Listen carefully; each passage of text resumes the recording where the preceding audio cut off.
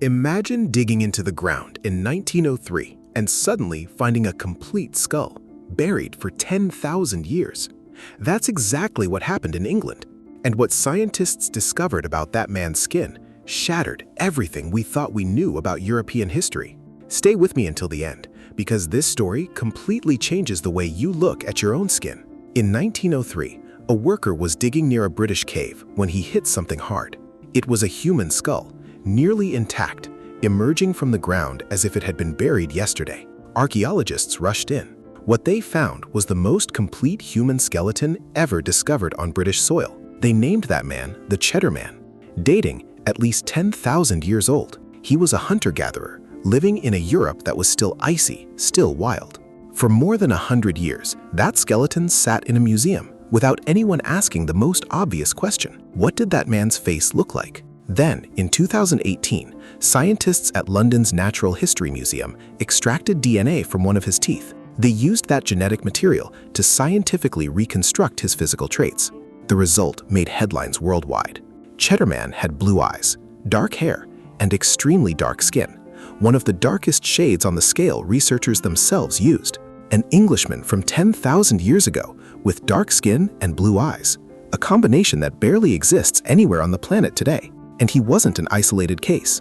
Other skeletons from the same era, found in Spain, Hungary, and Luxembourg, told exactly the same story through DNA. The first Europeans, the hunter-gatherers living where the continent most associated with light skin today once stood, simply didn't carry the genes that give modern Europeans their pale skin. Europe only truly turned white in the last 6,000 years. That sounds like a long time, but on an evolutionary scale, it's practically the blink of an eye. So how did humanity go from a single skin color to the entire palette that exists today? To understand that, we need to go back much further, well before Cheddar Man. About 300,000 years ago, when the first Homo sapiens appeared in Africa, everyone had dark skin. Not most people, practically everyone. Light skin didn't exist anywhere on the planet. One species, one skin tone, an entire continent.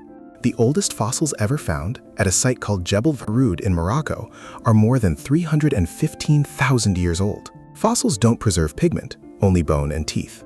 But biology, African climate, and the genetics of modern populations all point the same direction. Those first humans, living under a scorching equatorial sun, needed a lot of melanin to survive. And here's the key piece of the story: what melanin actually does. Melanin is the dark pigment produced by skin, and its job is to protect the body from ultraviolet radiation. That radiation is invisible, but far from harmless. It hits cells, breaks chemical bonds, damages DNA. When that damage builds up over years, it can turn into skin cancer, including melanoma, one of the most aggressive types that exists. Skin full of melanin works like a built-in sunscreen. Those with more melanin lived longer, and those who lived longer had more children. Natural selection did this work silently over thousands of generations. But skin cancer may not even have been the main reason. There's another effect of ultraviolet radiation almost nobody knows about.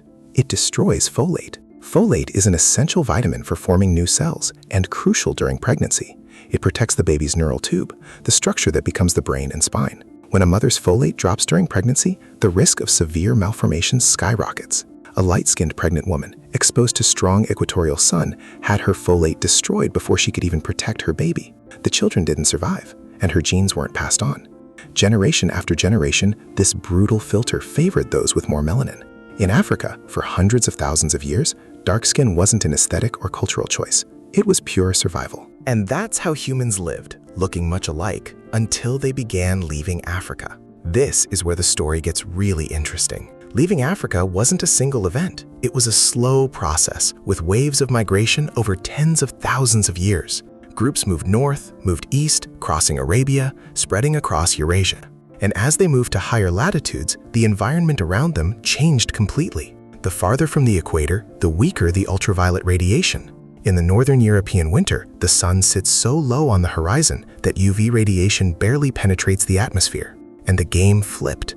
It was no longer too much sun threatening people's lives, it was too little. Here comes another essential piece: vitamin D. The human body needs sun exposure to produce this vitamin, responsible for calcium absorption, bone strength, and immune system function. Without it, bones weaken, the immune system fails, children don't grow properly. In Spain, in a cave called La Braña, the skeleton of a man from 7,000 years ago was found.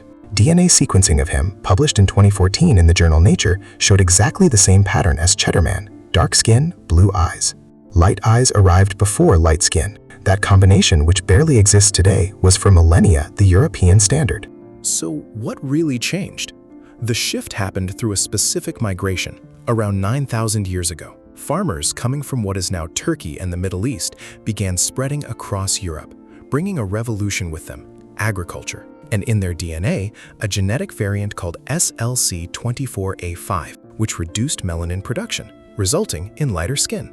As these farmers mixed with local populations, that variant spread across the continent, faster in some regions, slower in others. A second variant, called SLC45A2, only swept through Europe starting around 5,800 years ago. In other words, the light skin we associate with Europe today wasn't there from the start, and it didn't arrive all at once. It came with farmers from the Middle East, crossed the continent generation by generation, until it overtook the local dark skin. Many Europeans remained dark-skinned well into the Bronze Age. And there's one more curious detail. The change in diet itself may have sped up this process. Hunter-gatherers ate a lot of meat, fish, and liver, foods rich in vitamin D. When they became farmers, their diet shifted to more grains and less meat. Dietary vitamin D dropped, and the pressure to produce it through skin increased even more. Changing the menu may have changed the color of an entire continent. While this was happening in Europe, on the other side of the world, a similar but genetically different process was underway in Asia. East Asian populations developed lighter skin through a different gene, MSFSD12, via a completely independent genetic route. Two groups living at similar latitudes, arriving at similar solutions, but through distinct genetic paths. Biology has a name for this: convergent evolution. And there's a case that breaks any simple formula of the farther from the equator, the lighter the skin. The Inuit, living in the Arctic, among the populations farthest from the equator on the entire planet, they should have some of the lightest skin in the world, but they don't. Their skin is medium to dark-toned, much darker than Scandinavians who live at similar latitudes. The reason is diet: fatty fish, seal, whale, marine animal liver, all rich in vitamin D. Since their diet already solved the problem, the evolutionary pressure toward light skin was never strong. Living proof that skin color isn't just latitude. It's latitude combined with diet, culture, migration, and time. This brings us to a point that tends to bother a lot of people. For centuries, the idea of fixed biological races was used to justify slavery, colonization, and segregation. But the science that mapped pigmentation genes dismantled that idea in a way that's hard to refute. Skin color is what's called, in genetics, a polygenic trait, controlled by more than 100 different genes that don't travel together as a closed package. There's no single gene set tied to an entire race.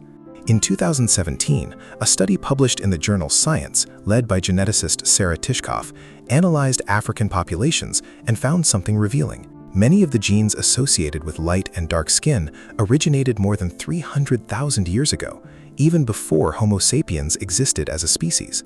And curiously, the greatest diversity of human pigmentation on the planet exists within Africa itself, not between Africa and the rest of the world. So we come back to that cave in England. Cheddar Man, unearthed in 1903, sat in a museum for more than 100 years while everyone assumed he'd look like a modern Englishman. In 2018, a single DNA test undid that assumption forever. Dark skin, blue eyes, an English ancestor who, if he walked down a London street today, no one would recognize as English. The story of human skin color isn't a ladder climbing from dark to light, from ancient to modern.